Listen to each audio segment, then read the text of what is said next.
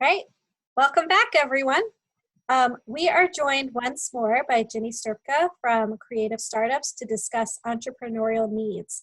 I think this is a really important topic because as librarians and library staff members, we want to provide resources and information along with our programs. But if we don't know what entrepreneurs and business owners really need, we may not be maximizing our collections or our time. So thank you once again, Ginny, for sharing your insight on this topic.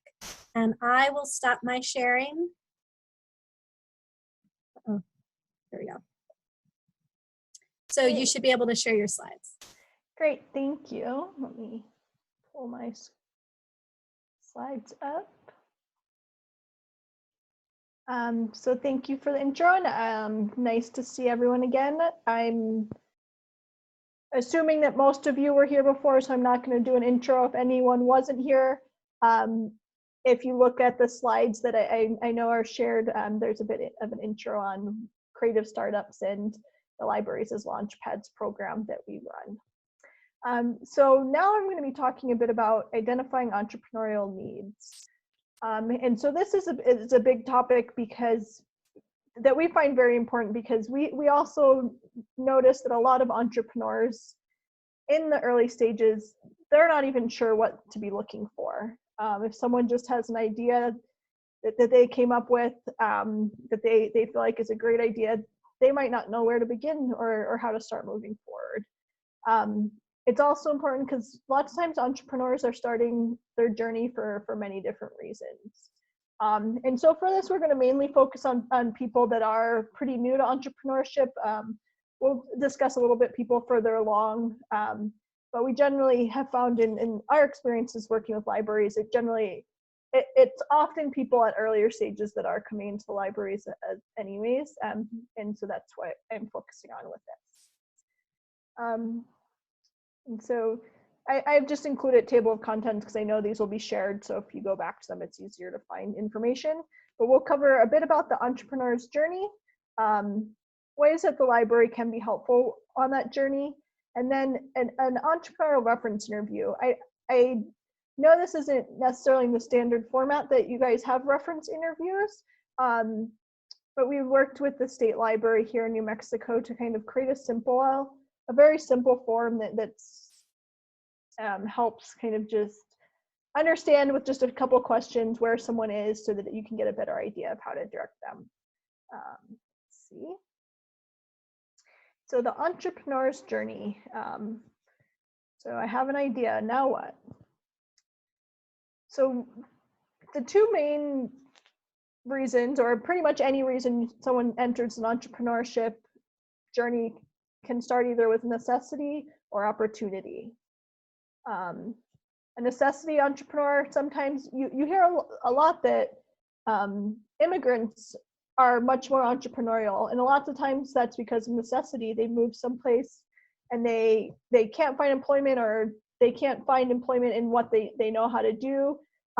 They may be super qualified, they may have degrees in another country, but they can't do that when they move somewhere else. So that's one way where you see people starting entrepreneurship journey. Others, it is just that they can't find employment. I've heard a lot of people right now talking about starting a business. We currently have a resource available that we've opened up for anyone to join that I'll tell you guys about at the end, that we've had a lot of people sign up for, just saying, I've had an idea for a while, and now that I'm unemployed, I'm going to start looking into it. So that's another reason that a lot of people start their entrepreneurship journey. And then the other one is by opportunity. So someone has an idea, they see that there is a gap in the marketplace for what they're doing, and they feel like they can fill it. So they have a skill that they feel like would be beneficial to starting this business. They may have the resources required, and they may have a great network that allows them to move forward with their opportunity. Let's see.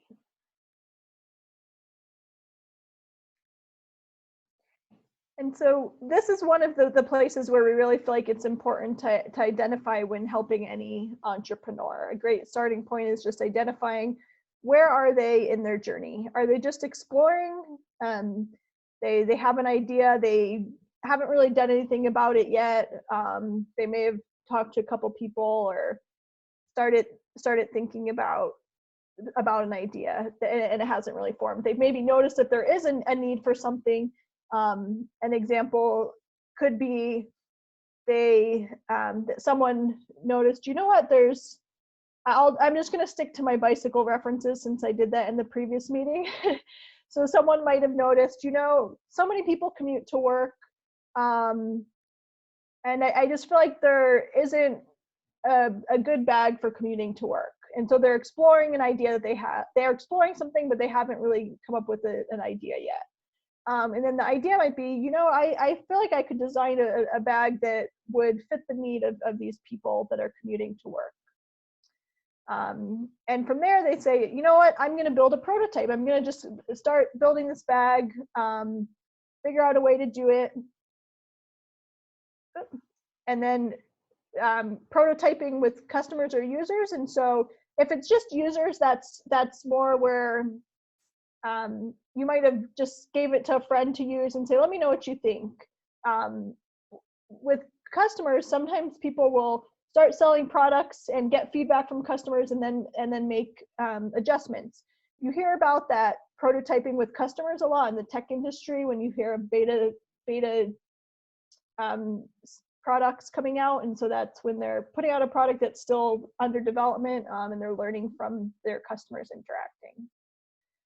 So then once they get to growth and expansion, so I've started selling these bags, and I can't be just making them at home on my own anymore. I need to find someone else to help sew these bags and get them out there, or else I'm not going to be able to meet the demand. So mature, steady stage, I now have people producing these bags for me, and I'm doing it full time. I have employees, and it's a profitable business. Exit. So I get to the point where I don't necessarily want to keep doing this forever. There's some other bicycle companies out there that I think might be interested in producing these bags and taking it on this business. So it's me looking to sell my company, and that could be selling it to another company. It could be making it public so that it's publicly traded company as well.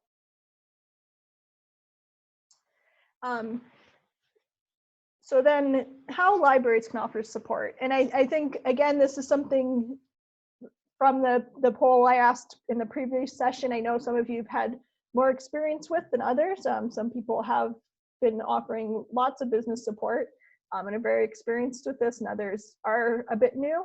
But one of the things we always emphasize is that you're never expected to be an expert, a business expert. We have to remind ourselves this sometimes, even because, I mean, not that we don't consider ourselves business experts, but more, you can't be an expert in every industry. We never tell someone that we're an industry expert. If someone in a specific industry asks us a question that's very specific to their industry, we'll generally direct them to other people in that industry to talk with. Just time-wise, it's not super beneficial to try to learn that information on our own and deliver that when there's so many other people out there that already know it. We consider ourselves to be a connector between those people, and then be an expert more on entrepreneurship in the path that entrepreneurs that are successful do take. So how can you contribute? Every entrepreneur will need something different. As we just talked about, they may be starting these businesses for many different reasons. They may have started their business because they had no other option. They may have started it because they saw a need. But the best place to start is just listen and ask questions. And I'm sure as librarians, that's something you're very used to being able to understand what people are looking for. And so then next step, directing to relevant resources, suggesting resources available in the library or other places. As we were working on in the last session, the asset mapping, that's a great list for then being able to direct people to these relevant resources. And so then keeping yourself updated, and that's keeping yourself updated on these assets that you're working on, as well as what other resources might be becoming available out there. Currently, I know everyone's just wanting to be updated with what are the resources coming out because of COVID, what are the different business resources available, and that's something that's continuing to update all the time. So keeping yourself updated is super important in those ways if you want to be able to recommend resources. And this is another one that we always bring up, and we have to keep reminding ourselves of these two, is things to avoid. And so sometimes we'll get an entrepreneur that comes in that we think that they have an awesome idea. We're really excited about what they're working on, and you just want to help move it forward. And so it's easy to get sucked into a cool idea and really want to help someone, but you never want to put more time into it than the entrepreneur. The other one is, as I just mentioned, is trying to be an expert. So realizing, you know, I'm not an expert in that. I can direct you to resources that are. Lots of times when people ask questions, just saying, I can help you find out where to find that information. We do that a lot, or we part of what Creative Startups does is we have a really extensive mentor network. So lots of times it's just, let me take a look and see who in our network would be a good person to recommend you talk to about that. The third one is doing it for them. And so again, this is kind of tying back to the spending more time than the entrepreneur. If you're really excited about what they're doing, one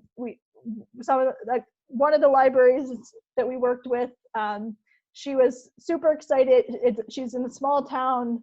She had an entrepreneur that was opening a photo business, and she was really excited about it because she felt like it was needed in her community.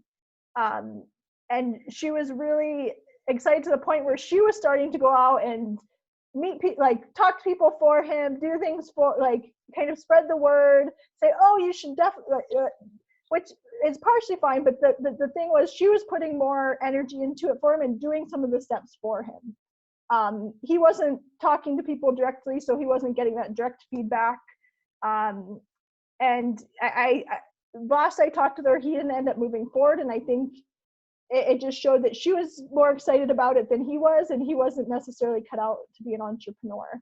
And so that's just something to keep in mind too, is not to do things for them, and to not spend more time than what they're putting in.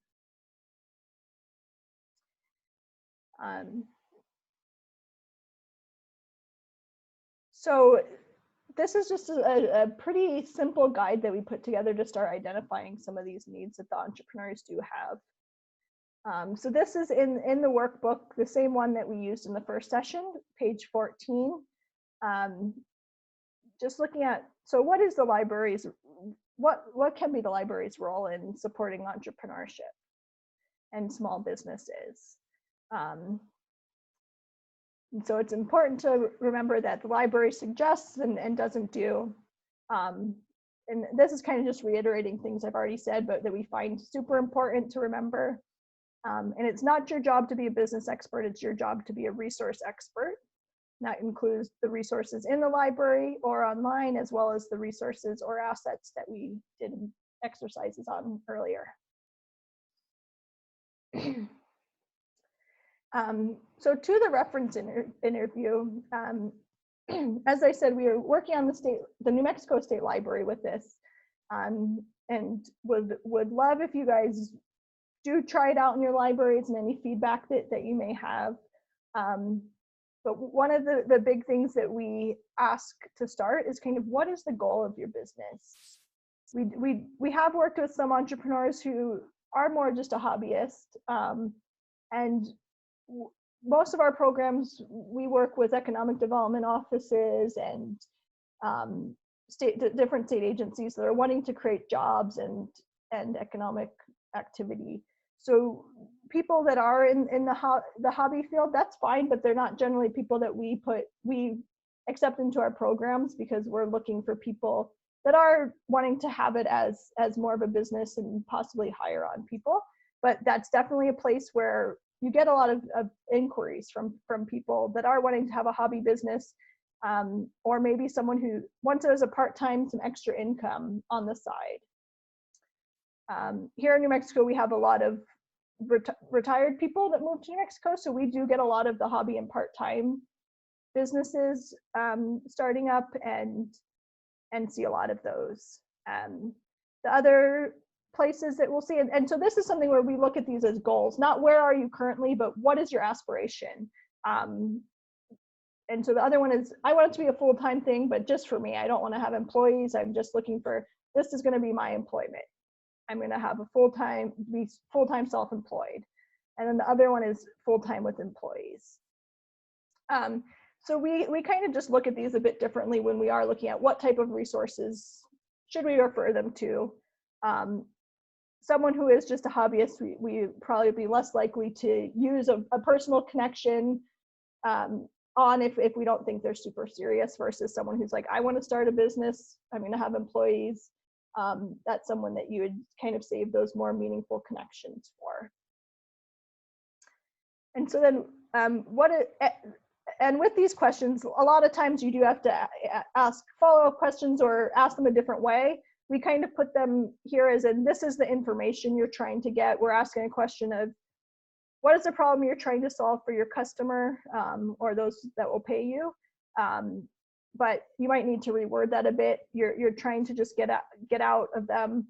Some of the examples, there's no place to get Mexican food in our town, so that's what I'm trying to solve. Our parents don't have time to read to their kids. People don't know how to make a budget. So those are a couple examples. And so you're really just trying to get to what is it that you're offering people, and what is it that you're solving for them. And so then looking at what market space are you in. This is really helpful when looking at specific resources that you have available in the library. Some of those like Reference USA and others that you could then refer people to different resources about that specific marketplace. One of the things we always tell people is, we aren't, as we said, we aren't industry or market experts. That's something for, if you're going to start a business in a certain market space, you should be an expert in that market space. Find out what are the trends in the market, what are people currently doing, what's going to set you apart from what's already existing, and just really understanding what different publications you should be following, where you should be getting info on a regular basis. So that's definitely a place that the library can help people identify what some of those resources are. And then this goes back to the stages that we talked about earlier, how identifying the stage they're in, so you understand, are they at a place where they need to be, that they're already selling, or are they at the place where they're still exploring?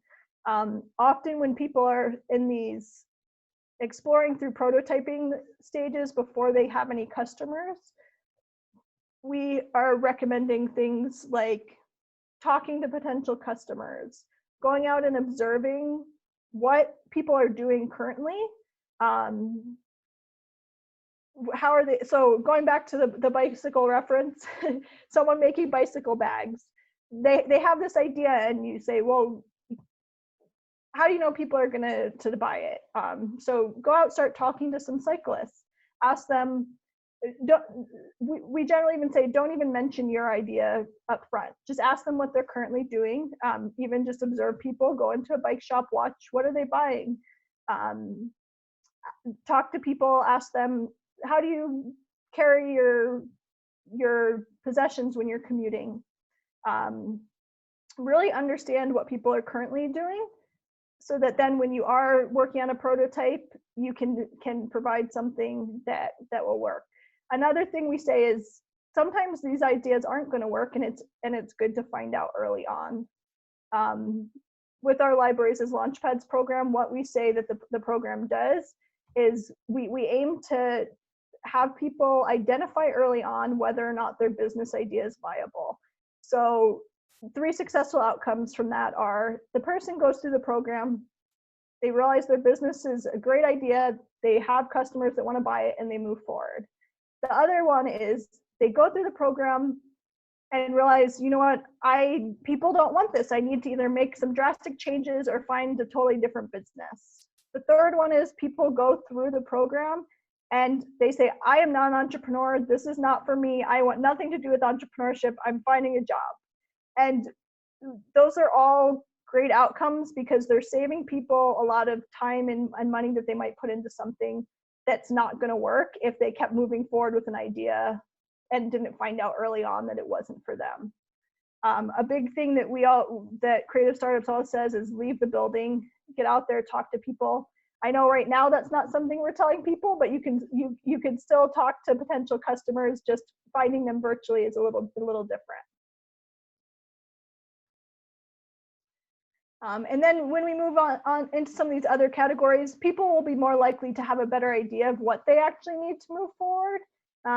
So then those are places that are a little easier to just get the information directly from them, in terms of, okay, I need to connect them with a lawyer. They need an accountant or a storefront, that kind of thing.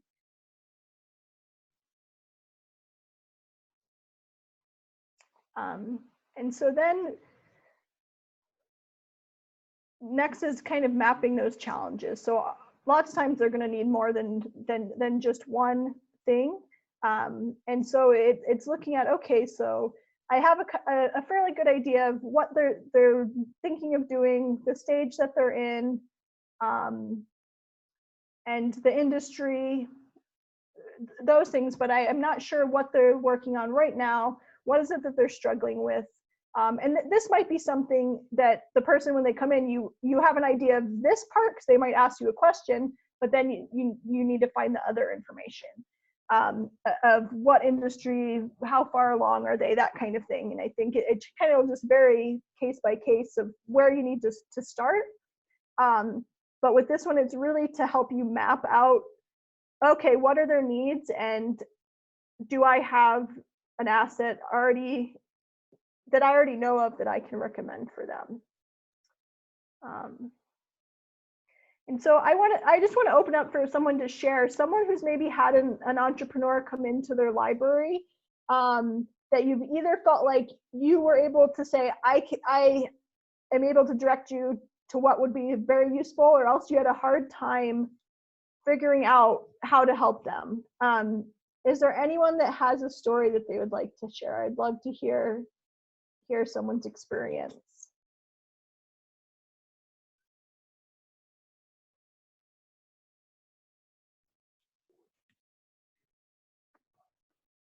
You can also type into chat if you'd prefer not to unmute, but love to hear from you guys out there.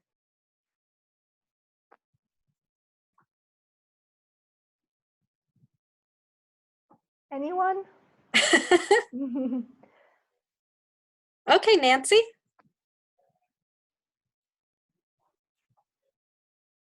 Do you need help unmuting?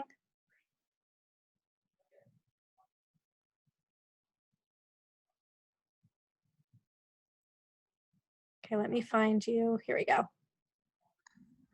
Okay, Nancy. Hi. All right. I'm going to just kind of jump in. I have worked with a lot of entrepreneurs, and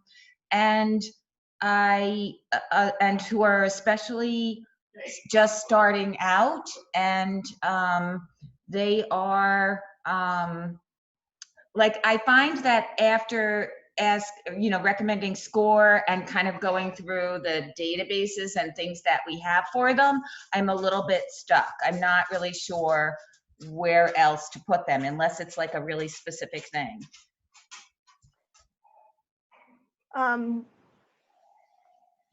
So I'm not sure that I quite understand the question. So I guess it's like asking, like, I think it's a really good thing to sort of have pretty much, I guess people are starting up without like a business plan, Mhm. and oftentimes they go to SCORE and they're maybe not ready for the, like, to create a business plan. And Yes. I'm not sure how to take those people and get them on the next path, like those very kind of beginner people, because when they go to SCORE, they come back and they're like, well, they just focused on a business plan, and they're definitely not like ready for that part of it. Yes. Okay, I see. And that's something that we do get a lot, and I think it's very discouraging for the entrepreneurs when they feel like they're trying to take the right steps, but they're not at a place where a lot of these organizations can help them yet. Yes. And so that's where we really do recommend that people start looking at what networks are there that are in that specific industry. Are there groups of people, as back to the bicycle reference, that are cyclists that you can talk to about your business idea to understand the need or want in what you're looking to offer. The other thing is, sometimes people are stuck, I know, with just figuring out, how do I even create a prototype of this idea that I might have? Because often you can't find out a lot of the information until you have something to physically show people. In a service industry, that could be, say it's a massage parlor. They write up kind of a mock-up of, these are the services I'm going to offer, my costs, and you just start showing that to people. And I think that, so sometimes it might be helping someone find maybe like a maker space or a spot where they can work with people on a prototype. But a lot of times it is just, they need to do a lot of footwork themselves in the beginning of figuring out who are their customers, understanding the market space that they're in, the amount that people are willing to pay for what they're going to offer, and the number of people that they think that are going to want their services. Those are a lot of times the things that you do need when you're then working on a business plan. And so it's really is unfortunately, like, there's not a lot of formalized resources for people at that stage. That really is what we focus on with our Libraries as Launchpads program, and kind of doing a cohort-based model and group. So we have a group of people going through that same struggle of the early stages of starting a business, where it really is about getting out and learning what people are willing to pay for. And another good advice could be looking for, is there an incubator anytime nearby? Or is there just a group of entrepreneurs? Sometimes there's meetup groups and things like that, and that can be a great support community. With our programs, one of the things we always get some of the best feedback on is people just love having that group of people, a group of entrepreneurs that they're working with that are going through similar struggles. They just love having that support community. And so I think that's something too, that if you feel like you have time, that you can also be a support for them as they do work through some of those struggles of figuring out if they have customers, finding out how to make a prototype. Thank you. Yeah. Does anyone else have anything they'd like to share in working with entrepreneurs?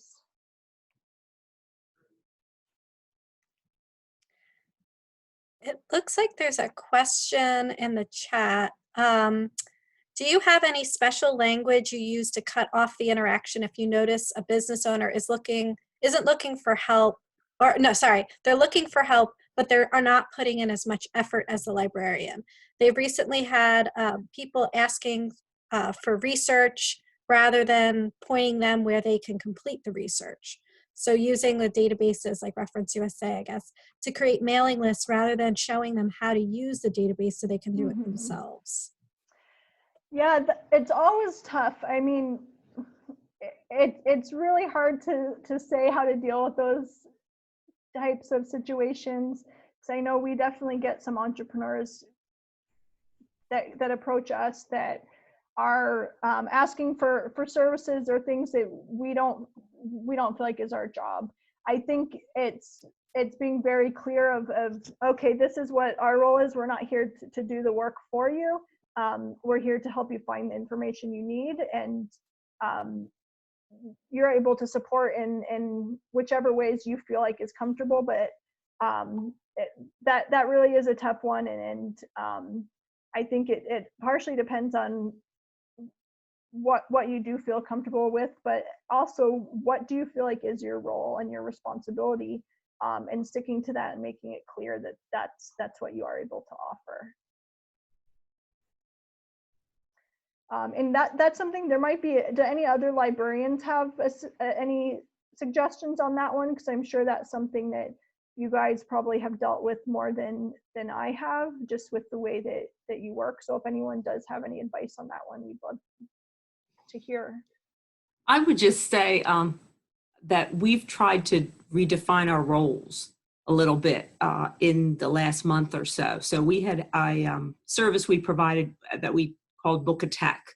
So those people, I mean, we are definitely not the Geek Squad. You know, we are not, it's just not, but we are trying our best. So we did start to see some shift in the way people were entering the library and what they were asking of us.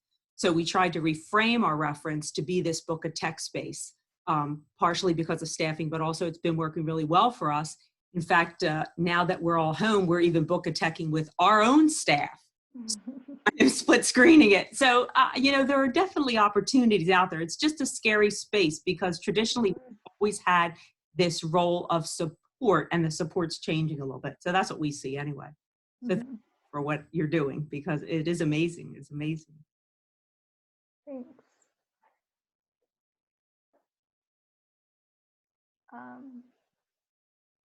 And there's a comment in here that says, from Chelsea, I typically tell them that I can help them find the resources and sit with them to show them how to use it, but that we won't provide individual research for patrons. I let them know that if they need someone to do the legwork, I'm happy to help them find a researcher.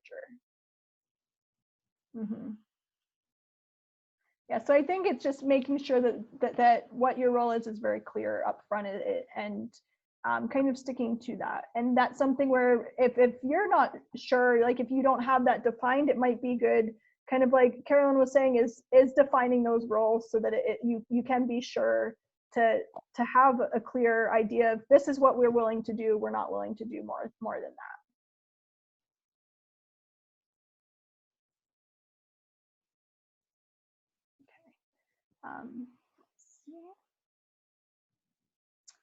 So I think we have time. Is there anyone else who wants to share? I'd love to hear one more story of or experience with an entrepreneur, or kind of a general one is fine too. It could be something that worked out really well, an entrepreneur that you're still in touch with and you know they're doing really well. That would be a great story too. Or someone who came in that you had a hard time helping.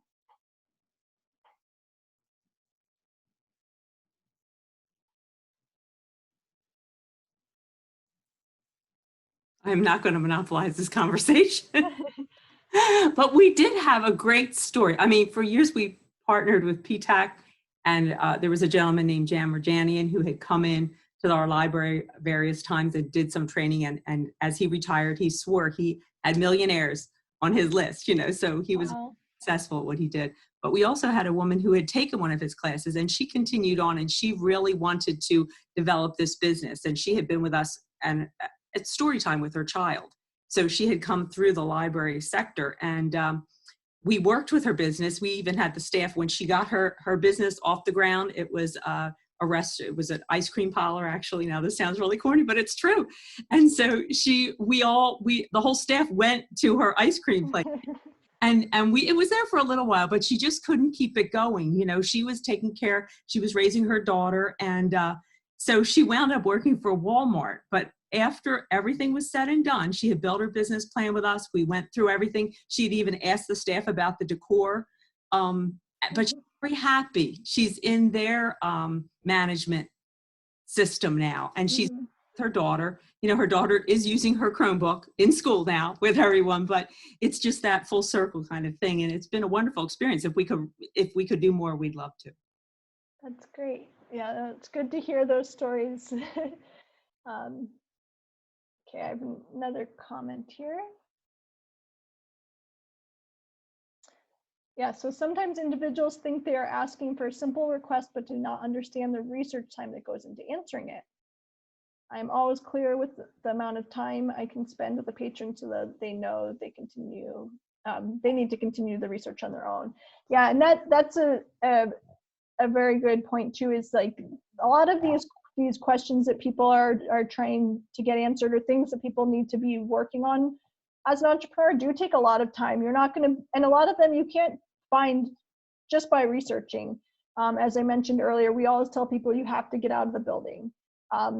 That doesn't necessarily mean always physically getting out of the building, depending on your business. Sometimes it means finding the communities online that are going to engage with your business.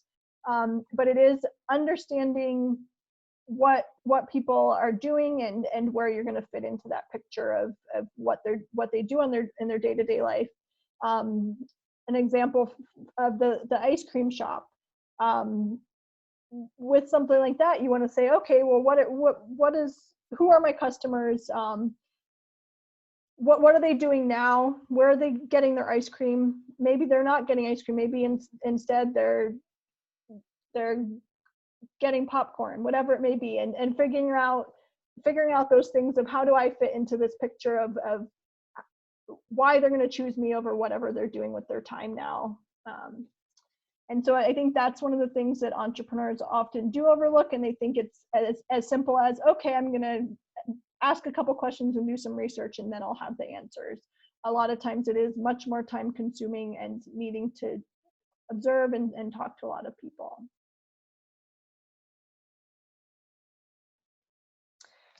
So let's see, where are we? Yes, and so here, back to this mapping challenges, she is writing in some of those things that people are struggling with.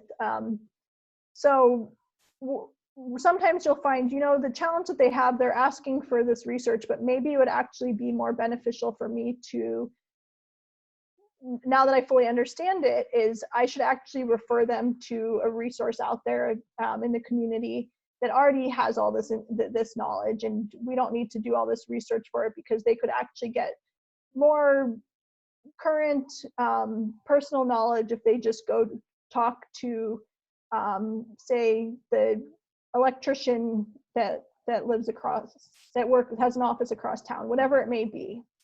And so that's really why I think mapping out these challenges, it becomes apparent that sometimes just spending time researching or showing them where to research may not even be what the best option is for them at that point in time. And yeah, I just threw this back in there again. So that's what we would try to map out here.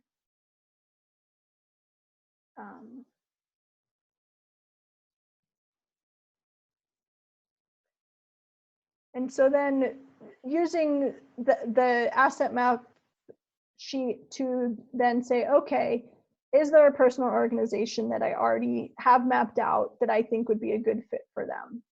Sometimes this might be, it is having them search on Reference USA or whatever other database.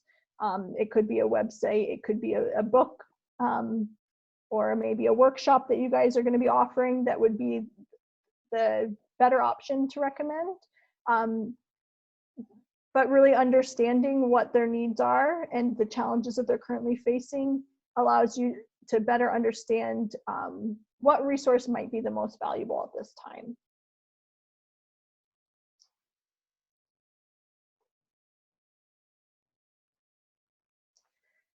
And so, thank you, Nancy. Nancy said the New Jersey program has or had a match savings plan to help with business startup costs.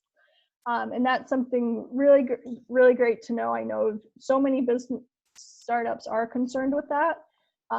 What we really like to always emphasize, and I'm not sure if I have done so much on in these workshops yet, is that we always like to emphasize that there's a lot of steps that can be taken that are no or very low costs to help you figure out if it's worth moving forward with your business idea. We really focus on that because we have seen people throw in a lot of life savings into a business that we could, you can never really tell if it's not going to work out, but that you kind of have a hunch, I really can't see too many people being interested in this product, but you can never tell someone that, and never should, because that's for them to figure out. You can give your honest opinion of, I wouldn't be interested in this product, but that's as much as we would ever do, because we've also had people that have had a product or service that we were kind of like, oh man, this doesn't, we're questioning it, whether it's going to work out, and they've gone on to do really well. So you can't really tell, because there's so many different markets out there, and groups of people that are in those markets that you may not have any relate to at all.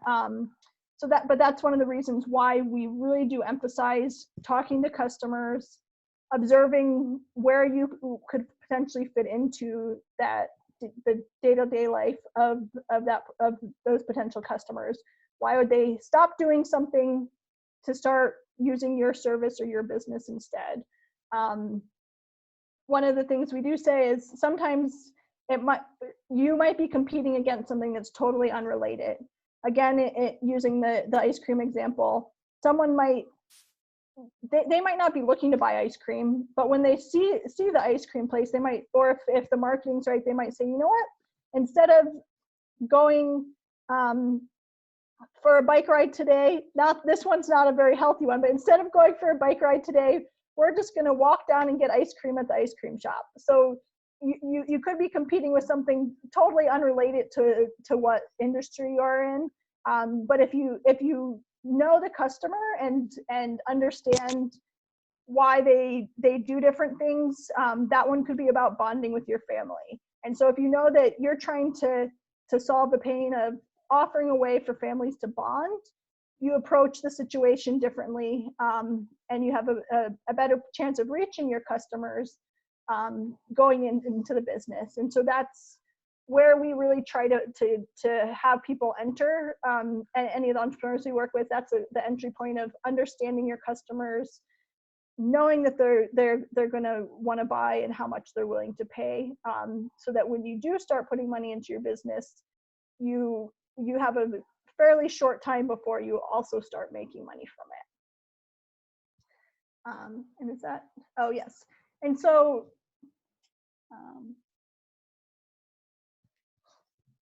yes, and there is the matter of legality once you start selling a product or service, definitely.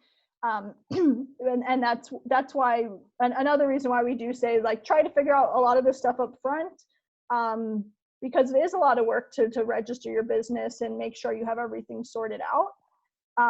So if you have a lot of that groundwork done before you have to go through that whole process, you know that you're doing it for a reason, and you're not wasting your time doing all this work that you later don't get any payback from if your business idea isn't working. And so I just wanted to share this resource. So our Libraries as Launchpads program, it has an online aspect and then the in-person aspect. And we were supposed to have a cohort going through in some of the New Mexico libraries right now. And since we had to postpone that, we opened up our online portal for anyone to use anywhere in the world for the next couple of months. This year, I realize it says the end of May, but we've actually moved that to the end of June.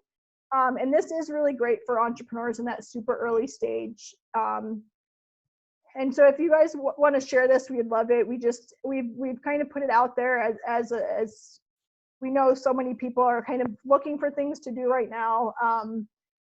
A lot of people are home. It's also beneficial for people that might have a business that they're kind of struggling with and looking at, okay, how can I reconfigure what I'm offering? We updated it a bit with some information around looking at, well, first of all, like, we have a section on cash flow, just looking at, okay, how can I look at my cash flow for the next year and figure out how I'm going to make sure my business stays afloat. The other one is, how can I maybe pivot right now with everything going on so that I can still reach my customers? There's still people out there looking to buy lots of products and services, and they need them. It's just being able to access them is now the issue. So this is something that we've just made available to anyone who wants to join. And you guys are welcome to check it out yourselves as well. And you can just find it at librarieslaunchpads.org.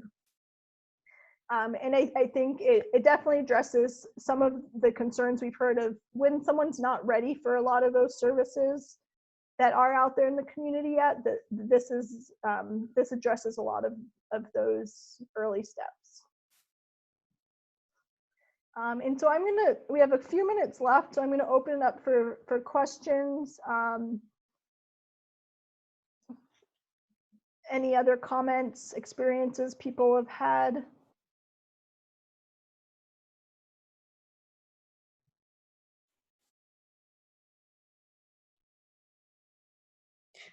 I will point everyone to the chat. There's been a few things going back and forth, so it's a good discussion going on there for anyone around, especially around that question about how do you cut people off if it seems like they're asking for a little bit too much. So, and then there was a question about is it okay to post the libraries as launchpads on the website? Yes, please do. We'd love it. We're just trying to get it out there to as many people that could use it right now. So we would love if you shared, post on your website, whatever it may be.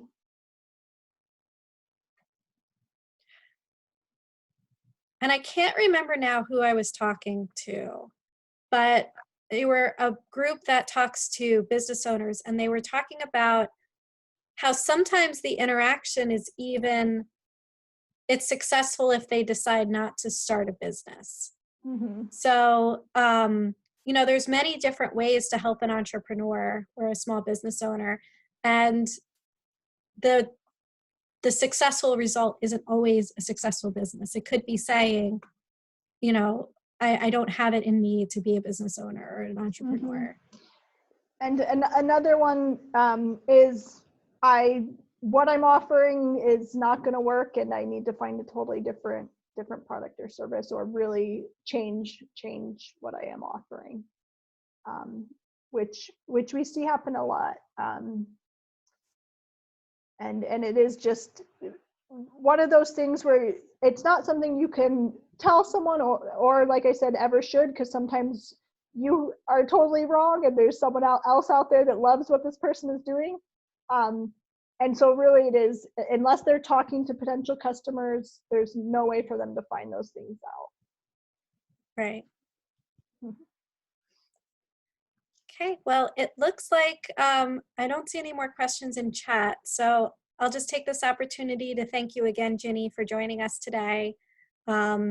This has been so helpful and so interesting, and we really appreciate your time and participating in spite of the current situation. Yeah, well, no, thank you so much for having me. I always love sharing some of the resources that we have, and we've really loved working with librarians since we started a couple of years ago, and so it's great to continue to be able to do that. And I hope that you are able to use some of the resources that I offered today, and if anyone has any questions, please do feel free to reach out to me, Ginny at creativestartups.org, and I'm happy to talk at any time, and would love feedback on anything that we went over today, and if you do get to use any of the resources, if you have any feedback on those. So thank you all so much.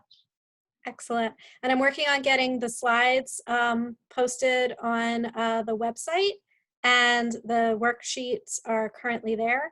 So I'll make sure that gets around to everybody. And Ginny, we'll stay in touch, definitely. Great. Sounds good. Thank you so much. All right, thank you. So everyone, we're going to take our next break, our last break.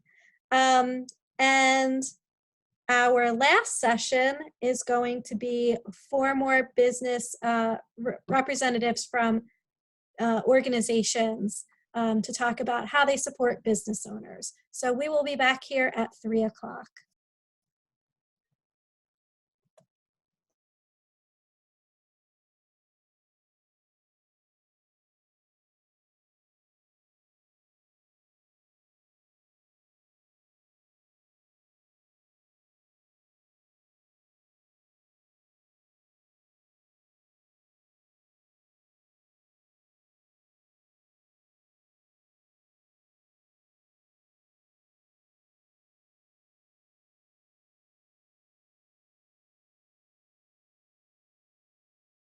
test, test. Hello. Okay.